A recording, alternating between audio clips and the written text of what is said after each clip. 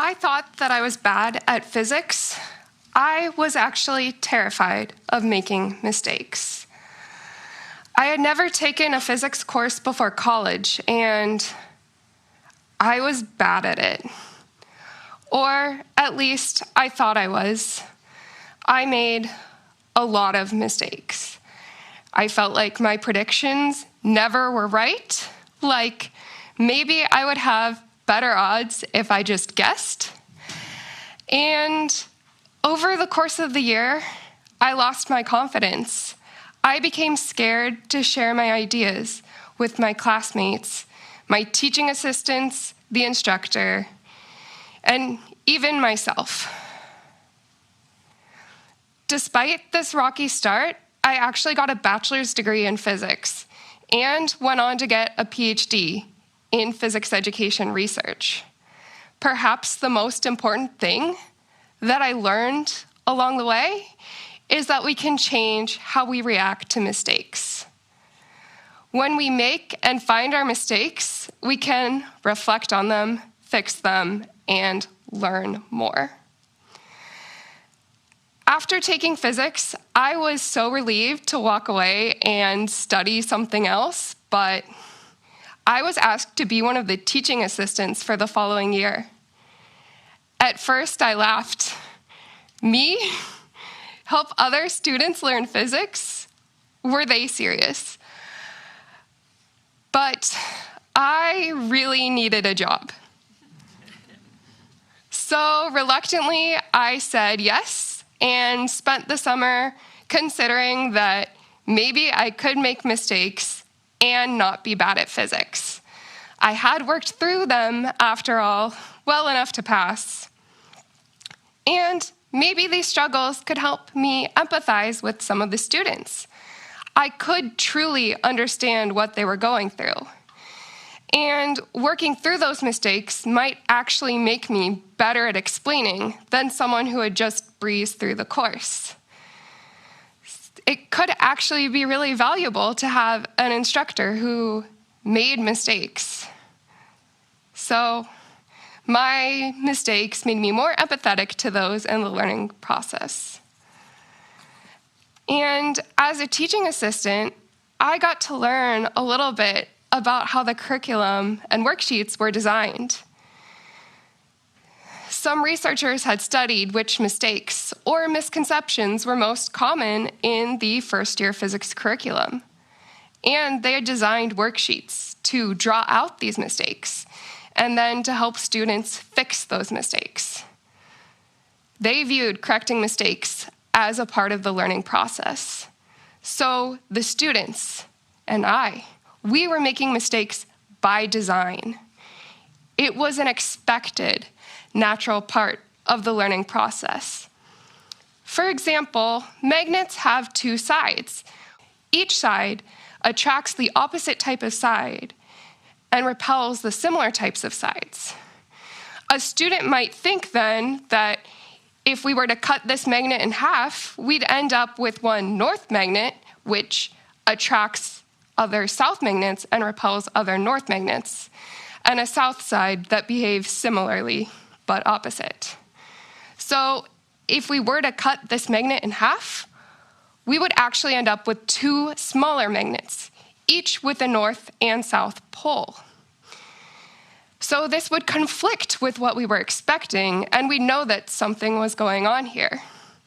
Maybe we'd continue chopping up this magnet into smaller and smaller pieces, and we'd still end up with two poles on each magnet.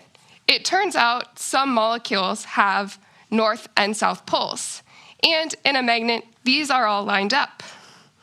For my own teaching, I saw this as knowing the potential pitfalls, where my students were most likely to need some extra help. Or maybe if they didn't have a misconception, I could help instruct them to just skip a section of the worksheet. They wouldn't actually need to work through those mistakes. But something was not quite right. Like me, I noticed my students' confidence dropping over the course of the year. The learning process involves cognitive dissonance, an uncomfortable feeling when we realize that we hold two contradictory beliefs. And all of this big pattern of mistake making was really starting to add up.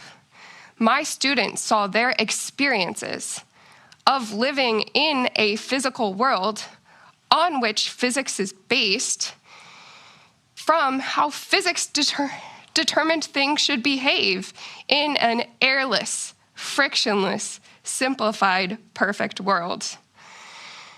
They felt like they could not rely on their experiences in physics class, and they also felt like they were always wrong.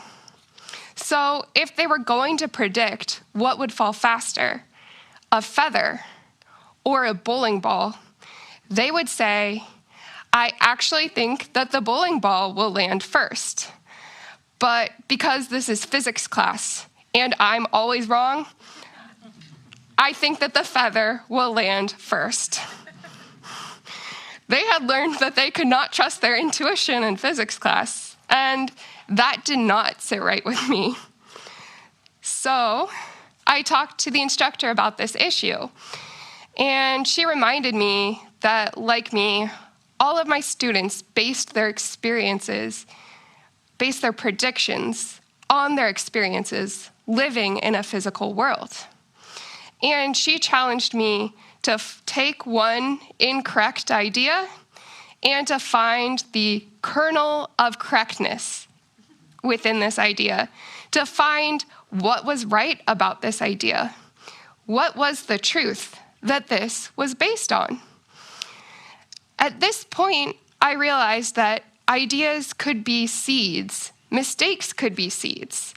It would just take time to grow and nurture them into stronger, more sophisticated ideas. We shouldn't confront and replace their ideas. We should help them grow. This idea changed my teaching and inspired my research career. So, if we return to the feather and the bowling ball, what will fall first? In physics, we often assume that there is no air, which is a little bit silly, but in the physics classroom, this helps us simplify the system and to isolate the components that we're really interested in. In this case, we're curious about how the force of gravity will ultimately affect the motion that objects take. And if there is no air, the feather and bowling ball actually land at the same time. It's easy if you just know the physical laws and set up the equations that it has to behave this way. The problem is that we live in a world where there is air.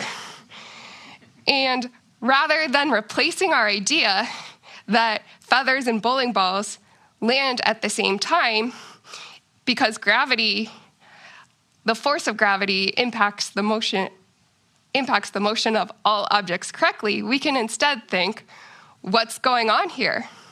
Why does a feather fall slower in our experience? And the short answer is air resistance. A feather has more surface area than a bowling ball. And so as it floats through the air pushes back against this and slows the feather down. So ideas and mistakes can be starting places that are consistent with what an expert might think with just a little tweaking, refining, and growing. When we realize there's a mistake, we can ask ourselves, why do we think this? What's this idea based on? It opens up an opportunity to see more complexity, to have a greater understanding of both our simplified system and our complex world. For example, with the feather and the bowling ball, we would learn about air resistance, a topic that's often skipped in first-year physics courses. Thinking about the mistakes this way also allows us to remove stigma and shame from the act of making mistakes. A few years later, I researched how students use computers and programming to solve physics problems. In programming settings, mistakes manifest as bugs, errors that prevent a programming from running how we expect it to. And these mistakes occur for any number of reasons, but come with a sign that something is not quite right. One type of sign is an error message, where an error stops the computer code from running, and you get information about where the program stopped running, and maybe a little bit about what happened, so you know where you can go back and investigate. This could happen for any number of reasons, but might be things as simple as a lack of matching quotation marks or parentheses. Another type of bug occurs when your computer program runs and you don't see an error message, but you might see a result that is not what you expect. So sometimes we might expect a computer program to narrow in on a specific number and get smaller and smaller. But instead, it keeps getting bigger and bigger. When this happens, either an error message or an unexpected result, we know that something is wrong and that we have to investigate. So with feedback, students get to learn a new skill, debugging, the process of making a code run error-free or making it run more efficiently. This provides students with a chance to reflect on their learning, to find their mistakes, see where they went wrong, and improve it. And in computer programming education settings, students aren't expected to have working code right away. They're expected to be able to fix it. And anytime they make an error, they get a chance to practice that. Debugging begins with being able to consistently reproduce an error so that you know what might cause that error. And then you look in the code to figure out exactly where it goes wrong. And after you figure out where it's going wrong and have a guess as to what's going wrong, it's time to get creative. You get to try out new ways of fixing it and seeing what makes it run how you would expect it to. And it's very exciting when it finally works. It's like a puzzle's been solved. But the most important thing is that making bugs is expected, and it's viewed as a learning opportunity. So rather than a deficit, it's a chance to get reflective and then get creative and try out possible solutions. And this process doesn't just apply in computer programming settings. For example, maybe we're cooking and we notice that our cookies always come out a little bit tough. So we can think about what's going wrong in my cookie baking process.